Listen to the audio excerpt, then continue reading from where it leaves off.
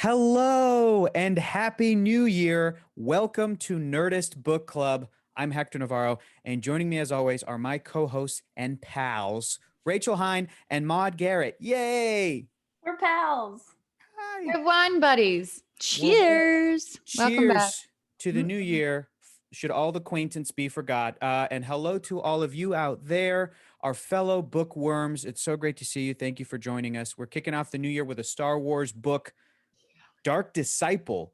Boom. Here it is right here. Physical copy, baby. Dark Disciple. Are you listening to it at all, though? Christy Golden. Oh, we're going to get into it because I am, and I have thoughts. Okay.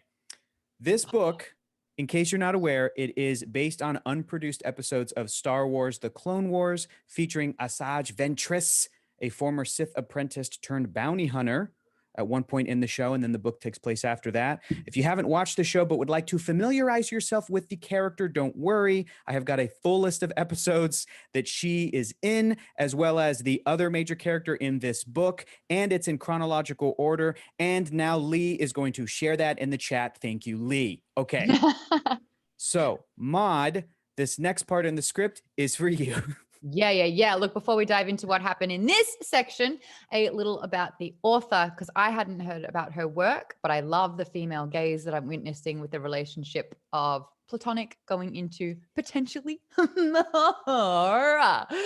Christy Golden is an award-winning science fiction and fantasy novelist and is one of the authors for the Fate of the Jedi series. She's also written books about Star Trek, Assassin's Creed, and World of Warcraft, aka everything that I've played or been into or around. So yeah, we're kindred spirits for sure. And she also contributed to A Certain Point of View, which is a Star Wars short story collection. Very cool. It also features Nerdist's managing editor, Amy Ratcliffe. So go check that out. And all of her. Oh my God. Also, she has this is unrelated, but she also has a Star Wars meditation book, which is perfect by Amy Ratcliffe. So you should check that out too. Yeah. The Way of the Jedi? Yeah. Very cool. Christy Golden, in case anybody's wondering, because I was wondering, I just re-looked again in the little inside flap what other work she's done. Her Star Trek stuff, it looks like it's mostly novels about Star Trek Voyager, which is really cool because up to this point that is the most prominent show that has a female captain, although Star Trek Discovery also has a female lead character, and I don't want to say much more about that because I don't want to spoil Star Trek Discovery, but she's got a book about Star Trek The Next Generation. Most of it is Star Trek Voyager. And yeah, very cool. Okay, so Rachel, the next section is for you. Oh wait, you already did that. I have a question. Yeah, what is it? I'm gonna have many questions because I did intend to watch Clone Wars and Rebels over the holidays. But instead I read all 6 Throne of Glass books, and I bought a coloring book. Same thing. Because I finished it and I was so sad. But you get so invested. It's 7 books. So good. Have you colored anything? Love it. No, Can I you haven't. share your work? YA trash with me, and I'm so glad you're here. I've pulled up. It's not even the first one is definitely now that I've read through them, the first one, all of our sort of thoughts on that, but it definitely keeps certain tropes and things like that, but it gets a lot darker and more interesting. But yeah, I also bought some colored pencils because I only had markers. And they're all missing caps. Oh, they are. But I'm going to have many questions about Clone Wars and Rebels, and I do intend to watch it, and I do know a lot of spoilers, obviously, because I work at Nerdist. And so, what is your most burning question right now, Rachel? Where in the timeline is this taking place? Great question. Here's a segment that you can clip out, Nerdist. Okay, I'm going to do this in the same style of the movies that have the scroll, the scroll at the beginning of each of the major episodes of the Skywalker saga. The show Star Wars: The Clone Wars has an old-timey announcer voice style to kind of make up for that. So I'm going to try to do it in that style.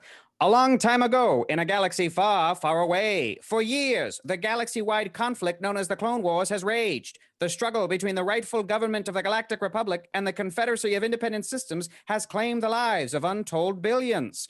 The Force-wielding Jedi for millennia, the Guardians of Peace in the galaxy, have been thwarted at nearly every turn by the Separatists and their leader, the Sith Lord Count Dooku. With the war showing no sign of ending and the casualties mounting each day, the Jedi must consider every possible means of defeating their cunning foe. whether some means are too unthinkable and some allies too untrustworthy has yet to be revealed. ... So, to answer the question, Also, I didn't know that they did did they do that in every episode every single episode. of Clone Wars? Yes, they do. Yes, they do. That's so fun. It is. At first, it's a little much. You're like, okay, but then you get I into like it, and it's anything great. that's a little much, honestly. But You know to what be was a- throwing me off the most? They changed the theme song slightly to add like an extra beat, Mhm. and that took me a little bit. Mhm. I'm like, It is. It's the Clone Wars music, sort of obviously inspired by all of the amazing John Williams scores. But to get more specific, Rachel, here is where this story technically takes place within the Star Wars canon.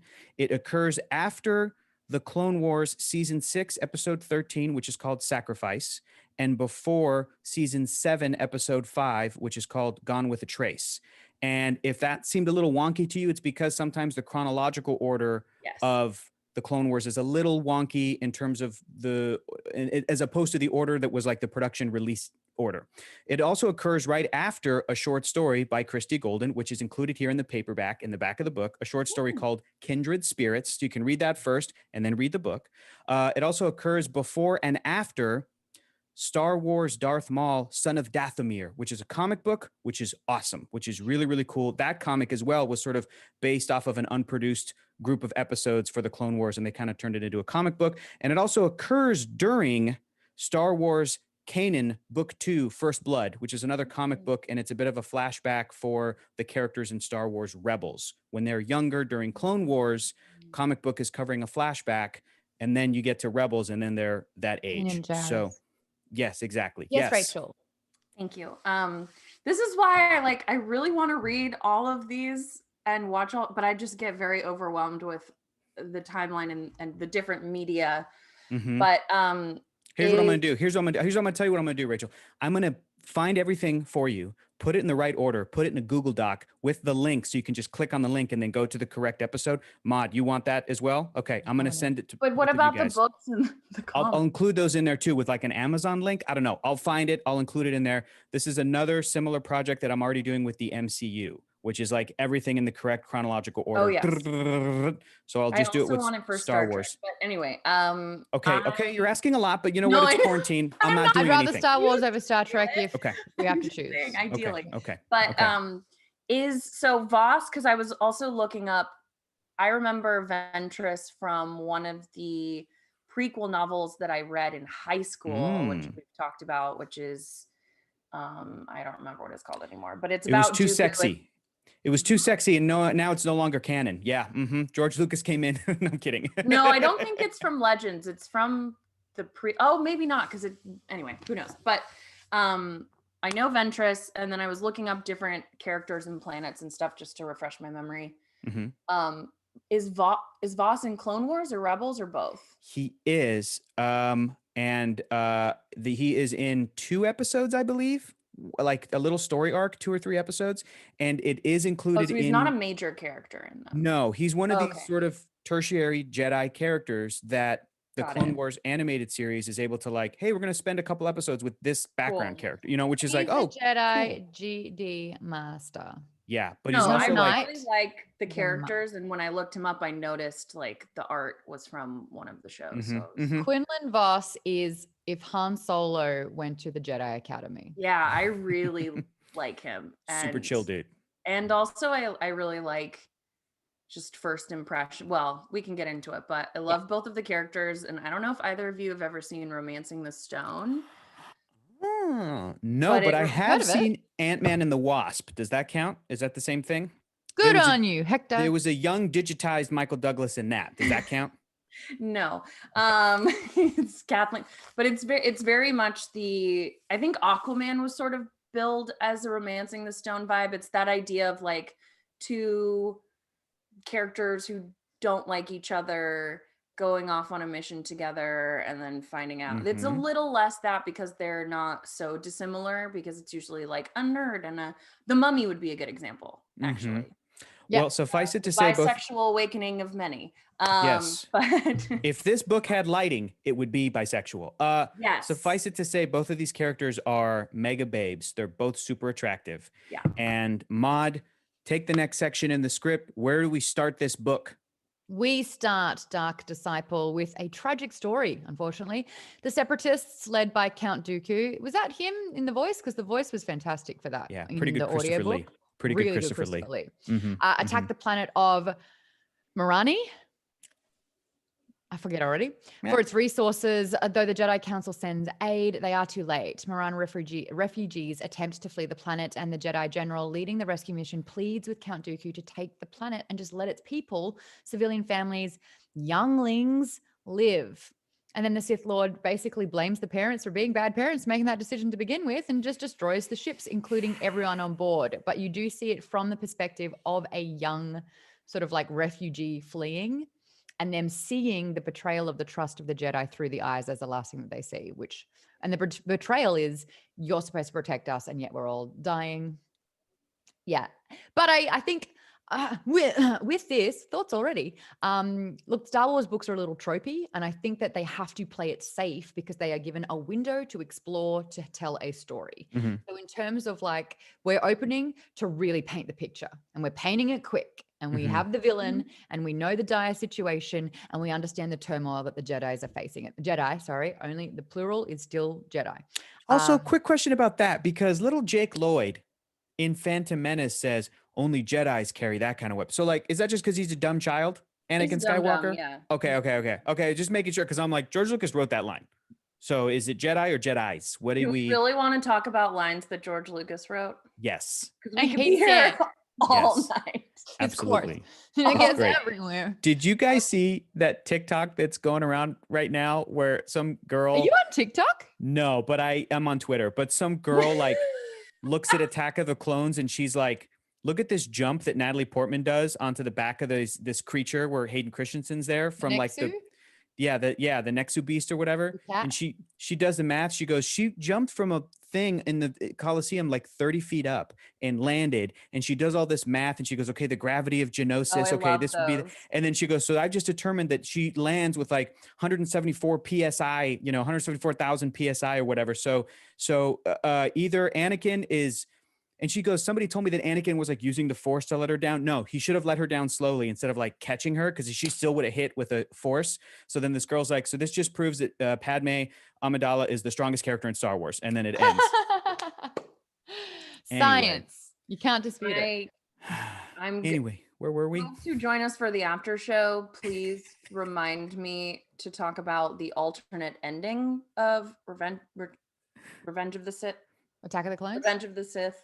Okay. I was going Return and Revenge, and also Padme's character in Attack of the Clones, because I have a lot of thoughts, but I don't want to. She wore a pretty dress once. She went from queen to pregnant lady. Or also, even just the fact that people when are they're dying. falling in love, he just gaslights her into marrying him. It's a whole. The Clone Wars Not do a good. much better job at really depicting their relationship and her maintaining her ambassadorship and her Senate legacy. Well, that's great. And that's why I want, and they're barely in it together because they live very, very separate lives. Yeah. It's more so when they're sitting and they're talking on the like Naboo field or whatever, and he talks about how after he surfed the pig bull thing. We should just be, dictators and just like rule the galaxy. And she's like, haha, but that's like goes against everything I believe in. Ha ha ha. And I was like, and then they're married. I know that's right I was after going to make a political comparison, but not today. But to be fair, I have ignored, and I could not tell you how many red flags. So, or been completely fooled by them or unaware. We can all relate to Padme, is what you're saying. Amongst us has not fallen for. Whomst amongst us have not. I think about the intro. This intro reminded me of how Star Wars movies are fun, but the world itself would be an actual horrible place to exist. Oh yeah. And that's why I love the movie Rogue One, even though it's still mostly fun. But the Rogue One novelization of the movie is really bleak because you can spend time with these, background characters. Like in the movie Rogue One, what's a lead actress's name? Like Jyn Erso. What's the actress's name? I forget. But Jyn Erso is Felicity Jones. Felicity Jones. She's like in the city of Jeddah or whatever, and they're like she's trying to go see Forrest Whitaker, and then they see them, and then but like there's like a little attack in the streets, and then there's this little girl crying, and then Felicity Jones saves a little girl, right, and takes her back to her parent. Well, in case you forgot, later in the movie, just like 20 minutes later, 10 minutes later, they use the Death Star as a test and blow up that whole city. the whole So thing, in the book, I'm reading the novelization, and it goes back to the little girl with her family in her last moments. And I'm like, this is cruel. This is messed up. I didn't need to know this. Just as a quick refresher, what was the name of the octopus kind of mind reading thing again? Bull Gullet. Bull Gullet. Thank Bull you. I Gullet. just needed it. Okay, good. Bull Gullet. Wish to kill. Cool. Thank you. Back at the love Jedi that Council, though. character. Should we head back to that Jedi Council? Yes, Yeah, back Rachel. at the Jedi Council, some of our favorite characters that we know from the series debate how to best fight back against Count Dooku and the Separatists. Mace Windu argues that the Separatist movement is Count Dooku. His followers follow him more than the ideology. Sounds That's a a good little note. familiar. Good note. He suggests that removing Dooku from the equation might lead to a swift resolution to this bloody war. Obi-Wan Kenobi and Yoda both agree assassination is a path to the dark side. While Anakin clearly agrees with Mace Windu and is like chomping at the bit, he's like, can I go? Can I do it? Can I kill him? Is it okay to sacrifice one evil man for the lives of billions? Baby Hitler. There's many, many theories about this. But Yoda admits that it may be time for more drastic measures. But who would they send for such a dark mission? Obi-Wan has a suggestion. I really like this discussion because really, like, this is not a black or white situation. This is not, we should absolutely do this because you're weighing in consequence. This is where we start messing around with the whole greater good kind of scenario. Yes, it's or the bad. concept of gray Jedi or whatever you would call them. I will not rant about how much I wanted that to be part of Rise of Skywalker, but the Jedi are so dogmatic normally that I agree with you, Maude. It is nice to have those conversations where even Yoda is like, maybe we do have to do this thing. But I totally understand why they can't continue. Like, that cannot be the forefront of their mindset because they are equipped with a lot of power and they are the epitome of having great power and needing that responsibility to guide it. Like one of the Jedi mind trick, they are manipulating the mind of others. Yes, the weak, whatever, but it's still a very dangerous, if used incorrectly, if used positively, totally fine. If not beneficial. That is my argument. I also think you could argue, like, that's the thing, and I'm sure there are books and stories about this too, but we so often get the perspective of the good guys or the Jedi that we don't, like, what I'm liking about this book a lot is that it's providing a lot more nuance to the world and right and wrong versus your situation, your circumstances. And like, I've always thought of Ventress just from that book and then, like passing knowledge as like, she's bad. She's a bad guy. And this book totally kind of plays with that idea, I think. A great comment from David Nichols Jr.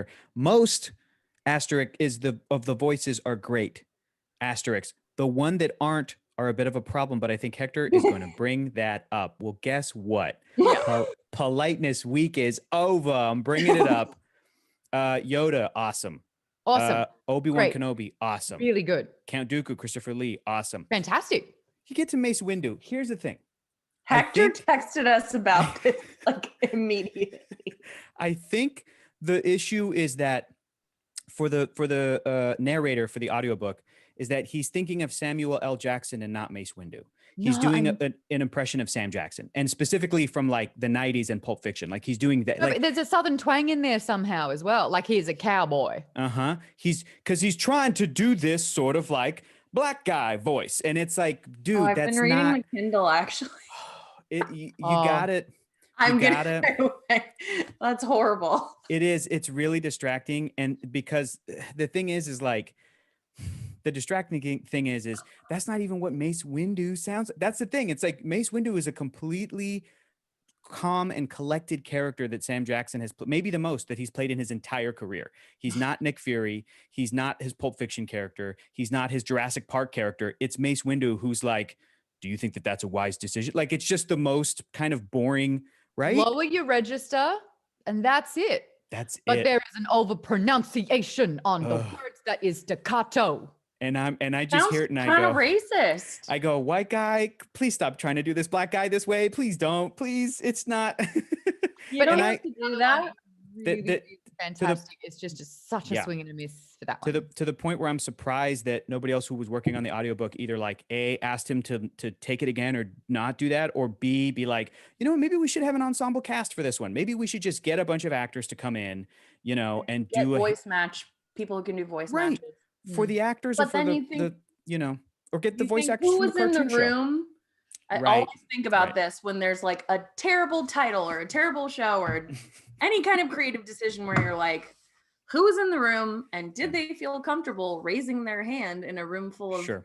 other sure. people to comment on it? Because It's I'm just sure we have all been in that situation, Mhm. and it takes you getting to a certain level or a certain confidence in your career or your position to not like immediately get tanked. So that's sort of what I'm thinking. I'm not trying to blame Yeah. like anyone.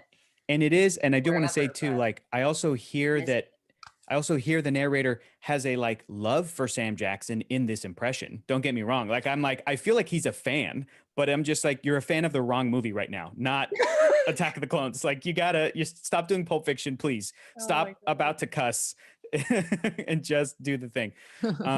All right. So It was cool to see Mace Windu back though, and seeing that dichotomy between members of the Jedi Council and just how the different approaches to try and reach different solutions. It was cool. And I liked it. I love it. I love a great ethical dilemma in Star Wars. I also think that conversation is part of the funny thing that fans have pointed out, where it's like Luke Skywalker and his group will kill hundreds and hundreds of stormtroopers, and then get to Palpatine and he's like, "Kill me," and Luke's like, "No, I won't, because then I'll be evil." And it's like, bro, you killed so many humans, but they are faceless and nameless.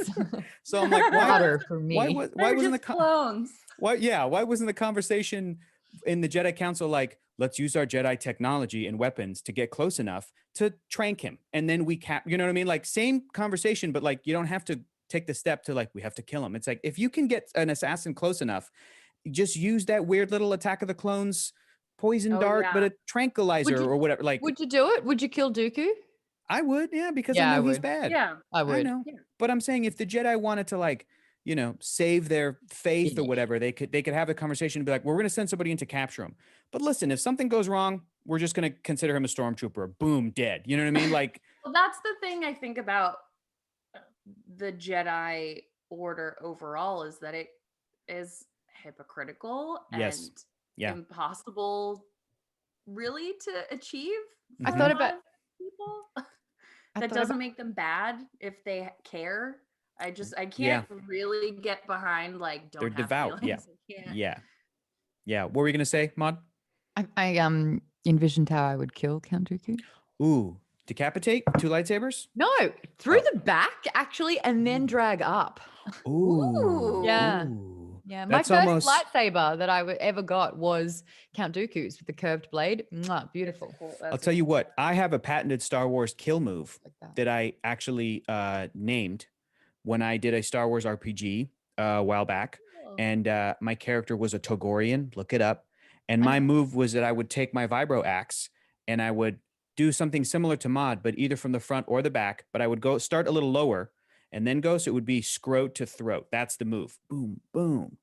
Scrote to throat. I did a Star Wars tabletop game, and my character is so opposite to what I just said then about murdering Dooku. I was Elaway, and she was the technician, but she was so friendly. So every single time like they're in a precarious situation, she'd be like, "Hi," and like want to introduce herself. But in a Star Wars game, the tech, if you know tech and you can do security and you can like slice comps, smush him in a door. That's it. Smush him. They're the ones that save the day. If this team, I saved the day every single time. It was great. I say that again, Rachel. I'm what? you were basically a space kitty. It's a Yeah, I I was a big space kitty. That's right. I made a lot of cat jokes. Smush him in the door. You know what's so funny is I just rewatched Galaxy Quest, which is a great movie. There's a deleted scene where Sigourney Weaver's character does that. See, she smushes someone in a door. bad guys in a door because one of the bad guys is like, this one seems strangely attractive. And then Sigourney Weaver, Tanya DeMarco character, she goes, okay, all right, come on, big boys, give it to me. Let's go. And she unzips her shirt and shows off her assets. And then she goes, computer, we're going to need some privacy. Can you close this? Beep, boop, boop. And then a door comes and kills him. And that's why in the movie Galaxy Quest, at some point later in the movie, she just kind of randomly has her thing lower because it was from a deleted scene, but it's great. Amazing. Anyway, back into the book. Out on Otor's Hub, a merchant space station in the Outer Rim that trades in rare items, Korivar merchant Sheb Valad has made his fortune in war profiteering. He's meeting with a Kifarian client who turns out to be an undercover Jedi. The Jedi, Quinlan Vos, is being pulled from his current assignment to take down a black market operation to deal with Dooku. As they head to the Jedi Temple on Coruscant, Voss's Maran partner, Desh, updates him on his people's genocide. Obi-Wan and the Council inform Quinlan Vos of his mission, and though Anakin volunteers to assist him, typical, Yoda suggests that they should work with the one person who even came close to killing Count Dooku, his former apprentice and night sister, Asajj Ventress. One of my favorite characters in all of Star Wars is Asajj Ventress. Right. I love her. I'm obsessed with her. This feels like it's almost like Alias in Star Wars, but darker. But they have like more of like a tenderness where she is stone cold. No, I mean, Sydney Bristow cries beautifully in almost every episode, and I love her and her heart.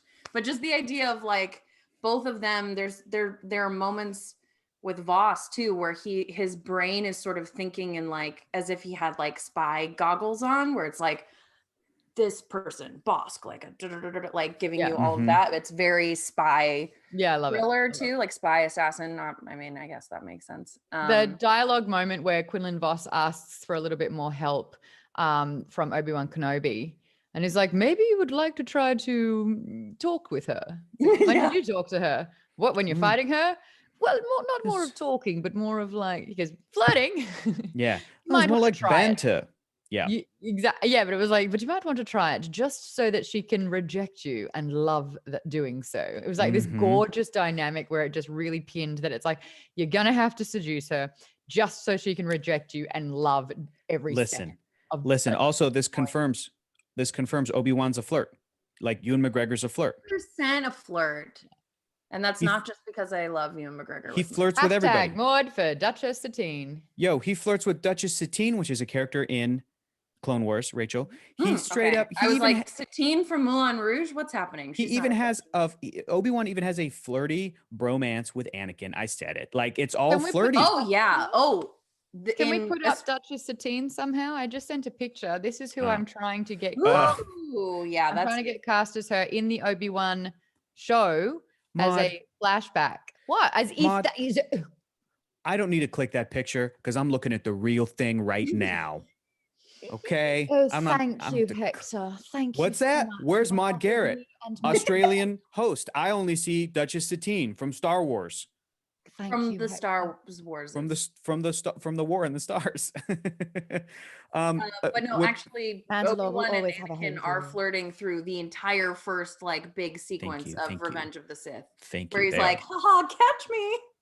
Oh, this was just like that time you fell in the Dundalks and then we rolled around and made out with each other, Anakin. Master. Don't. You weren't supposed to tell anyone, Master. Oh my God, you guys. Gundogs. I'll show you I'll show you my Gundog. Flashback. Okay. The other thing that's cool about this book is that it gives Asajj Ventress like a really cool, sexy haircut. In the cartoon show, she bald. She's full Sinead, gorgeous. But then this book describes her cool little undercut thing, and you're like, oh. I picture her like having sort of like a really I'm picturing a character. Oh my God. From The Fifth Element? No, Dragon Ball Z. Gary Oldman. Oh, Dragon Ball Z. Okay. As one of the not agents. What do they had numbers? The android, the female android. How she had that hair. Yeah, that's how I'm picturing the haircut. Android 18. Yeah, thank you. I think it's 18. Thank you, Lee. Thank you for confirming that. So Asajj Ventress is like a green muscled version of Android 18. Super, super hot, super cool. And I first loved Asajj Ventress when she was introduced in it's no longer canon, but the Genndy Tartakovsky, the creator of Samurai Jack and Primal, he did a cartoon show for Lucasfilm for Yeah. Star Wars in 2003 called Star Wars The Clone Wars or Star Wars Clone Wars. It's the opposite. And it's no longer canon, but I believe that cartoon show was really what inspired George Lucas and everybody to be like, I think we can keep going. And they kind of tried to mimic that style, but in CG, but this one was hand drawn. Love Asajj Ventress. She's great. Oh, Maude, yeah. Go. sorry, Oh, real quick. I just remembered the book that I first read her in, which is Yoda Dark Rendezvous. And it's Ooh. Yoda and oh yeah, it is Legends timeline. So it's not Yep. a name, but it's basically like Too Yoda and sexy. Dooku face off before they face off in the like they fight before their fight in the movie. In the movie. Cool. Because Master Apprentice, all that jazz. And it's funny because in the movie Attack of the Clones, they do say like, we just fought. And Dooku's like, yes, read the book. And then they fight. Just kidding. That's not what happens. Maude, what happens next in the book? Alrighty, although Quinlan Vos has many friends at the Jedi Temple, he is a bit of a loner. He likes to work alone as an undercover agent tasked with gaining the trust of unsavory characters. It's just easier to trust no one and keep things as simple as possible. Asajj Ventress, however, is anything but simple. Killing Dooku is going to be the easy part. When Obi-Wan primes Quinlan Vos for his mission, we learn even more about Asajj Ventress. She is highly intelligent. She doesn't suffer fools gladly and is impressed by skill and competence. She's also gorgeous and likes to trade barbs. Obi-Wan, you flirt. Vos heads to the seedy underbelly of Coruscant, which is thousands of levels beneath the city in the skies. Those who live down there may never see the sun, let alone the stars. The Jedi spy heads to a local bar to source information on Ventress. And cue Bosk and a young Boba Fett. Now, again, if you watch the Clone Wars, there are a lot of sort of like spin-off parts of their story where, and I thought about this a lot this morning, guys, all villains are charismatic leaders that are able to convince people to do the dirty work for them. Mm-hmm. And Boba Fett is like a teenager at this stage. In the Clone Wars, he even seems like he's about 12 or 14 or something. Mm-hmm. Wow. And he has the likes of the Trandoshan Bosk, who is just like brute force and strength. He's got, is it Razmazi? Razmazi? That sounds like a Star Wars name. Sure. Yeah, we'll go with that. Who is actually a character, the only Clone Wars character to be designed after a living person. Oh, cool. That living person happens to be my friend, Claire. Well, Green, I guess is her real name. But Seth Green's wife. Oh, Claire Grant. That's great. Yeah. And yeah, basically that was a Christmas present from Dave Filoni because she wanted to be in Star Wars so bad. And so designed one of the sort of bounty hunters after her. She's got, I think, pink skin and like little red pigtails. And she's in the book. She's briefly mentioned in the book when all the bounty hunters are. That's it. She's got lines of dialogue and everything. Yeah, that's Claire great. Grant. Nuts. Insane. Who I did a Star Wars tabletop show with. Full circle. What's the character's name? Maz Razzi or Razmatzi or something like that. But if you look up sort of like Boba Fett's bounty hunter team. I can probably Latz Razzie. Yeah. Latz Razzie. Yeah. Yeah, looks like Claire. That's great. Mm-hmm. I remember. That's cool. There you go. Yeah. He wins over Bosk and a young Boba Fett with some casual misogyny and learns that the Sith apprentice, aka that bald banshee, has turned a bounty hunter and is taking a job on the moon Pandora. It's funny that Vos, like if you were Ventress, which she comes from some witches. She's had a hard time and doesn't want to trust people. And I can get in her brain, I feel like. And we're gonna have to get you an action figure so you can put next to Akbar. I feel like this is your new favorite Star Wars character. I love her. I'm fascinated by her. Cool. But I feel like the Vos, like when she meets the character that Vos is portraying, which starts in this section, Mm-hmm. you're like, this tool, like the bald banshee, how dare you?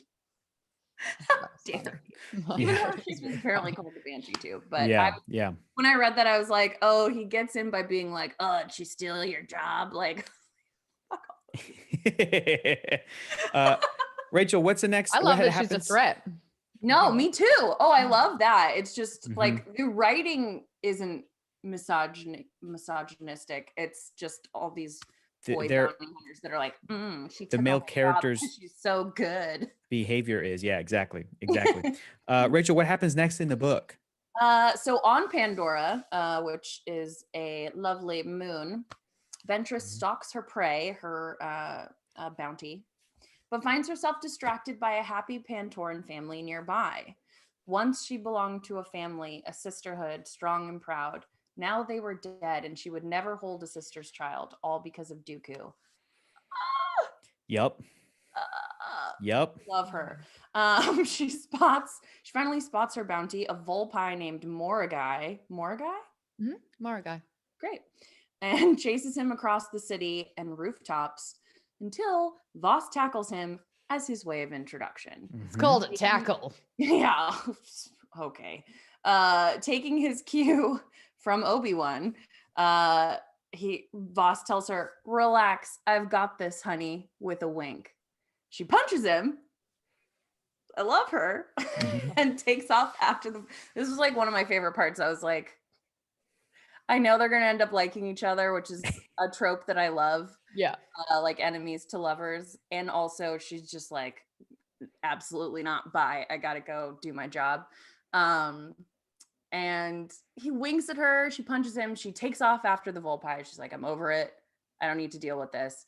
But Voss catches up with her. He's laying it on thick, and they have this whole section or chapter where they meet is like her finally catching Moragai, Voss showing up, being obnoxious. She gets distracted. He gets away. They chase. They go, and he's like, "Want to be my partner?" Well, you could have caught him. Like, it's gaslighting, because he's basically ruining it for her and then being like, well, if you'd trusted me, we could have done it together. But it's still very charming, and that's annoying to me. That's the Jedi in a nutshell, Rachel. It's gaslighting, but it's still very charming. They're very good. Well, and Voss too, like you basically learn that he's just being himself and adding on that level of like flirty, sort of misogynistic, vibes. And he is very charming. That's why he can get in with anyone pretty quickly. So I thought this was a really fun way of, we already know Voss, but seeing him with her, and also her, mentality and how she's approaching things, and the softer side of her, but also the take no shit side. I just love her. She's great. But finally she loses her mark again, and is in dire need of a drink and goes off to get one. I love that. I love any character in a media for children that is like, I need a drink. Alan Rickman in Galaxy Quest. I'm gonna go see if there's a pub. Love that. Love it. Okay, next part. Voss follows Ventress to a bar. She is beyond exasperated to see him, but they banter back and forth anyway. Both Force users are sizing each other up, and Voss hopes his character, who's basically him minus all the flirting, works on her. As they settle into their drinks, Voss uses his psychometry to inspect an item Ventress snatched from the Volpi. He sees that psychometry. He sees that Moragai has a family he loves and zeroes in on some of the location details in his flashes of vision, telling Ventress he has a tip on where her bounty is. Voss wins her over for now. Rachel? Sorry, have we seen psychometry in Star No, Wars? and so I'll take this one. So what's really interesting about Jedi is that some of them are kind of like what you'll see in A Court of Thorn and Roses when you read it, is that even though you all kind of have like the staple base level sort of response and interaction with the Force, so what, like you all have like the staple Force powers, some people are gifted with like a particular part of the Force. Yoda, as we saw earlier, is able to actually see predictions of the future. So he can see the way the path kind of goes, and is able to say, if you do this, this is what will happen. Yeah. And I think we did see, if we can refer to Star Wars The Force Awakens, Episode 7, I believe that we did see an example of this when Rey made contact with Luke's lightsaber. She herself saw a vision of some of its past history and maybe potential future. Thank you, Hector. Super geek mode. You're welcome. I could be wrong. I think there's another one with Qui-Gon I think he does like more science-based stuff, but I think he was the one who was like messing around with Force Ghost. Right. He I learned did he a to was, video. discover. yeah, he had been like studying it extensively, right? He invented it. Yeah. There was I something. Oh my god! I did a video on it Qui-Gon 5 years ago. can we manifest Qui-Gon Force Ghost in the Obi-Wan show? It could happen. That would be Please. nice. That could happen. Listen, they brought back, well, I'm going to spoil it for you because you haven't seen the cartoon show, but they brought back Liam Neeson's to do the voice as Qui-Gon did? Oh, in a good. spirit in the Clone Wars. So Oh, that's good. already established. It's already Boom. established. Ooh. Liam Neeson's though. Okay. Liam Neeson's though. Also, I have to read this comment because it's very good. Mhm. Jay Buntrock, Quinlan Voss is very much like Nathan Fillion, Captain Mall to me. Absolutely. 100%. Hundo. And Malcolm Reynolds? Liam Neeson says that he's down to be an Obi-Wan. So somebody already asked him about it. So maybe I it'll actually happen. feel like, I mean, Malcolm Reynolds does have sort of like the recklessness about him, and he's very much like his ethics and moral code are questionable at times, but his loyalty is to his team. But that's the difference. Captain Malcolm Reynolds is the captain of the Firefly, and he would die for his team. He is very much a leader, and he Yeah, supports. Voss is a loner. Yeah. And I see Voss as being a little bit more of like your, I think we've mentioned him before, like Aquaman, Jason Momoa. exactly. Sort Permission of to like, come aboard. Yeah. so not Granted. necessarily dependent on anyone else, seeking their own adventure. So I get that vibe. And I can hope, just- Yes. Rachel, I hope that you just run into Jason Momoa someday and you just walk up to him and you go, granted. That'd be great. Honestly, I'd probably be like, so where's Lisa Bonet? Where's she at though? I think I see some bisexual lighting. I got a photo. I met Jason Momoa at my local pub in Bondi before I moved to America. Oh, that's great. Yeah, That's it was he with the guy that played Renee from True Blood. They came out here to do some sort of Comic-Con and no one knew who they were. Oh, but great. I was like super into Game of Thrones because like I think only just the first couple of episodes had come out. And I was just like, is that it? I mean, he's 6'5" or something. Like, Yeah. And I was like, okay. And so I got a photo and you could just see they were like, man, we were doing so well without anyone spotting us. And I was like, Sorry. it's me. Bye. Sorry, Aquaman in the future. When they reach Moragai, he tries to explain he isn't the villain. He's just trying to care for his family. Voss feels for him, but Ventress isn't having it. When she attempts to secure him, he runs again. But this time, Voss and Ventress work together and corner Moragai with blaster and lightsaber. A job well done. Maude, next section. Despite herself, Ventress is starting to like this relentless idiot. As they discuss working together, splitting the payment, he tells her that he's tired of being a loner. And you can kind of, it doesn't ring false. There's kind of like, air of truth there. But it hits her right in the gut as she thinks about all of her loved ones that are gone. She knows that this is her weakness, empathy for families torn apart. She knows better than to trust anyone after what Dooku did to her, but still she kind of finds herself saying yes. Back on Ventress's ship, Banshee, she informs Voss that she needs to see what skills he has if he's up to the task of being her partner. Voss is walking a very fine line. He can't reveal that he's got access to the Force, but also clearly needs to prove himself to her. So they spar together, but Voss ends up letting her win and agreeing to her rigorous training schedule. I love it. I love the dynamic. It's great. I really love the dynamic. Yeah. And I also, you're right, Maude. He starts out, we start out when we meet Voss as he loves being alone. You can't trust anyone in this business. And Ventress is sort of that times 1,000. He's worked with people and knows how bad people can be, but she's actually been deeply betrayed and had insurmountable loss and betrayal. And so it's interesting that they both like clearly crave connection, but are like, no. Yeah, I know. It's very relatable is all I'm saying. Then we get to a training montage. In between small jobs, Voss and Ventress train together. It's very cute. It's like, oh no, you're carrying too many heavy things. Oh, you just want to see me sweat. And I was like, yes, all of this. Thank you. Voss finds that he's also actually having fun with her. They've managed to save each other in some scraps, so they're building trust together as well. But that trust is inevitably going to be broken. It's basically she's all that, but in space, pretending to be something you're not. Anyway, Ventress is glad that Voss seems to have dropped some of his oh my god, amazing. little baby Maude and Momoa. That's great. Little baby Maude with the blue hair.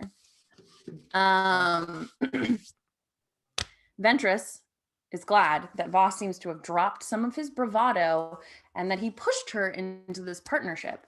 She's never really experienced a relationship like this before of any kind. You know, she with Dooku, he was the master and she was the apprentice. That's a very clear delineation. Before that, growing up, she was a slave. Mm-hmm. But she and Voss are sort of equals, and she genuinely enjoys his company.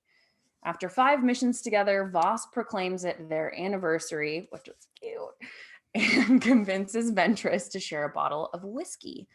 Though I will say I was upset that we didn't get to meet the lady pirate from. Oh, she sounded so cool, huh? Yeah. As soon as I read that mission, I was like, great, and I started writing about her, and I was like, oh, it's over. Yeah. Montage. You've got time. Stretch this out. I just wanted to meet her. But anyway, she gave him some whiskey after a successful mission, and Voss convinces Ventress to share a bottle of whiskey. But Ventress never drinks to get drunk, which screams needs control over everything at all times, which I also deeply understand. I don't really drink to get drunk. I mean, I drink.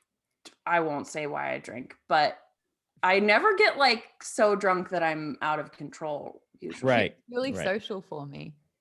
Yeah. Mm-hmm, No, we can unpack this later. We will. We got an after show. Hey, speaking of, on the Discord for Geekbomb, you didn't really get to see it and the camera wasn't working, but I posted the photo that I tried to show before. So if you're part of Geekbomb's Discord, not only will you get us talking about this, why we drink, after show, but you can see that picture as well. I feel like people who are on the after show might already know why I drink, but because after some wine, I'd talk about my feelings. But while they're drinking, again, this is happening, and I like the scene too because you're not sure if he's playing her or not. But Voss starts to kind of loosen up, and that lets her kind of let her guard down a bit, and they have this very brief moment where she asks him, "What's your story?" And he is taken aback because he has never thought about his life in those terms. And then when he asks her, she kind of says a couple of slave turned Jedi apprentice turned night sister, all of these things. And Jedi then he Padawan. Sorry, Jedi. Sorry. It's okay. I have to read this comment. It's hilarious. Dork Lord S says, who actually initially confessed to finishing the book already. I have to say snap. That's totally fine. Dork Lord S says that Voss says, we work so well together. We should kill Dooku. That's exactly how he should pitch it. Yeah, it's exactly. Cheers, man. Yeah. I just thought of this crazy idea off the top of my head. We should kill Dooku. What? Brilliant idea. So then this is what happens next, except he wasn't drunk. Much like Wesley with iocane powder, Voss has built up a tolerance to alcohol. It was all a ploy. I love everything about that. But she did strike a nerve when she asked him his story, as if he'd never even considered it. What was worse, to have unhappy stories or to have no story at all? I call bullshit. This guy's an undercover agent. But it literally takes on identity. His life just happened to him. He feels like his life happened to him. That he was raised in this place. His purpose is not his mentality, and his skill led him to this role, but it's not anything that he thought about. I will also say I think it's worse to have unhappy stories than no story at all. Because at least you don't have baggage. You can now have a story. Voss. Exactly. After meeting with a disguised Obi-Wan Kenobi, do you think they mean old Ben Kenobi? He basically told him to hurry up. I haven't heard in some time. With the mission, Voss feels conflicted. His loyalty is to the Jedi who trained him, but he also has a partner now, one he trusts, one he likes, and maybe one he likes. And what about what he wants? Thank you for reading my mind. I got you. He reminds himself that a Jedi does not think of his own desires and tries to shut the thought out of his head. It's just like what Rachel said. It's like this becomes the conflict for Quinlan, is this idea of like, well, I am loyal to the Jedi Order, but it's built in a way where they don't care about an individual person's like desires or dreams or how they can be fulfilled or how they can serve the greater world. It's always just about like, all right, you're a Jedi, so that means you're going to do this, this, and this, and so it's really interesting. Can't fall in love or can't lose anyone, mooch or etc. Maude, what's the last section in the book? What happens? Well, Voss and Ventress's next job is for the Pike Crime Syndicate. They meet with what is that? Imperator Marg Krim. Who's Marg Krim?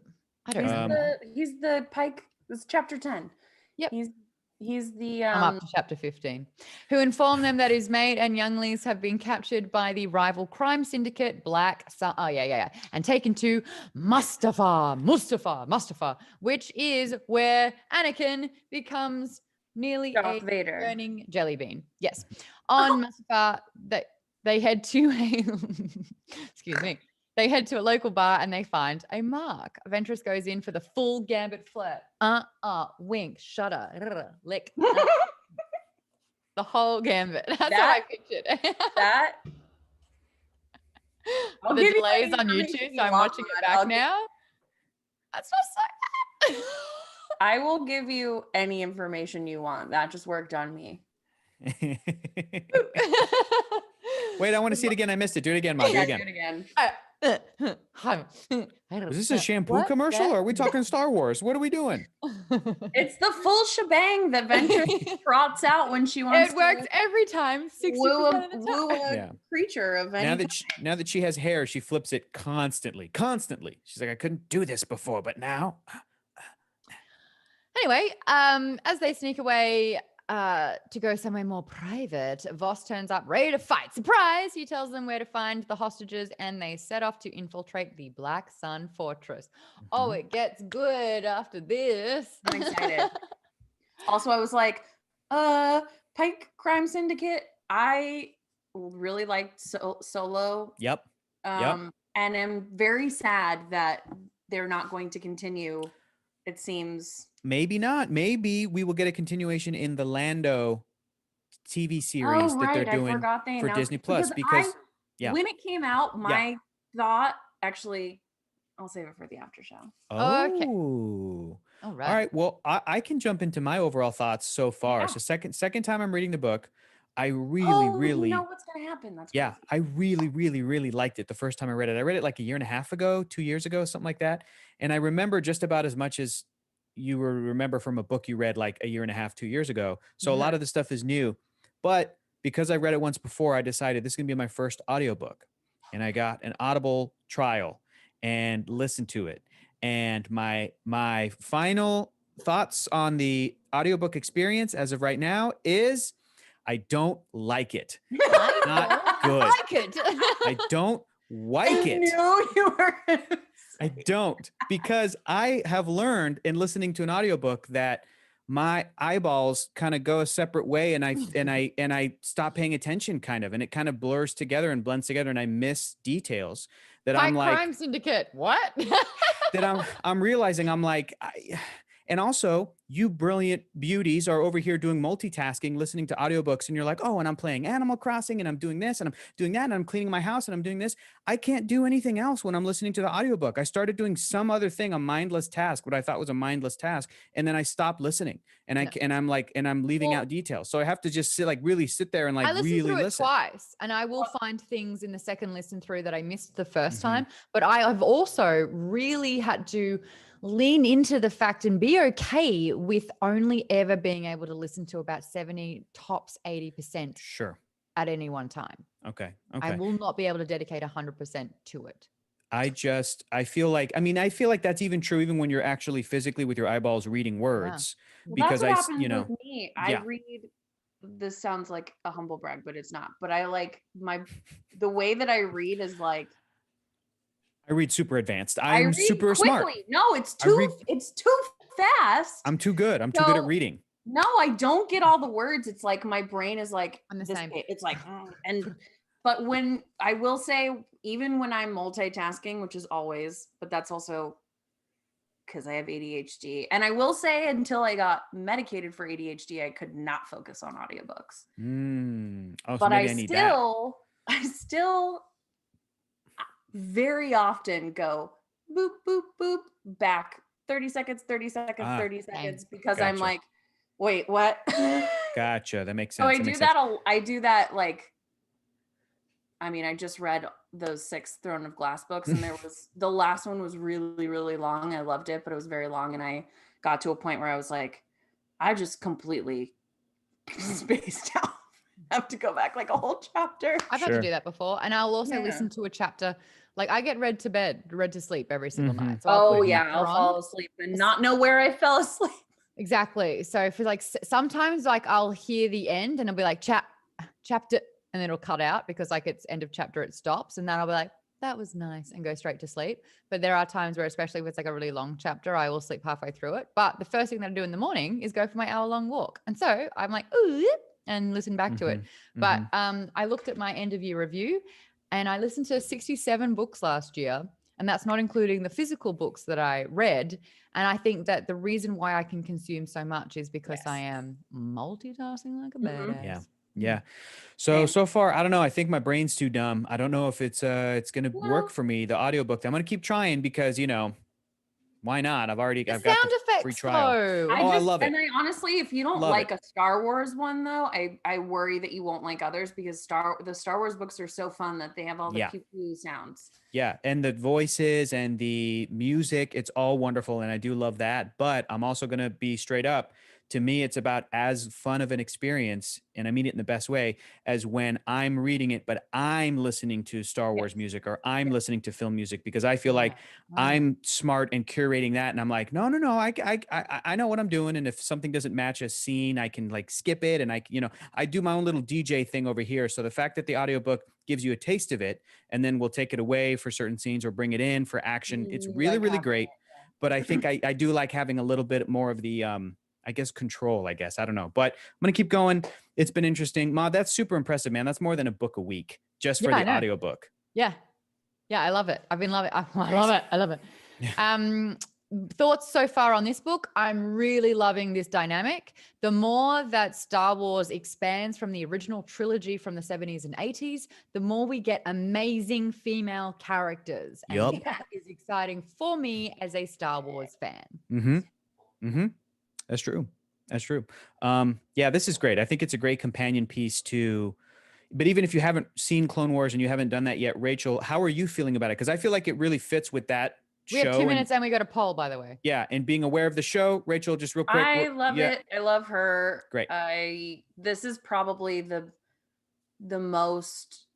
thing that has most made me actually want to like commit to watching the shows. Not that I don't want to, but it is daunting. And I have been on such an audiobook, and I like hurt my thumb playing so much Zelda over the holiday. That's great. So proud of you. Yeah, that's actually awesome. Gamer injury. You do. It happens. Yeah. And I can't even get calluses. Anyway. It's calluses. No, I pulled a tendon or something. But you gotta massage yourself on your hands. You have to. Really okay, everybody. Here's your homework for next week. Your homework for next week is to read chapters 11 through 20. Stop at chapter 21.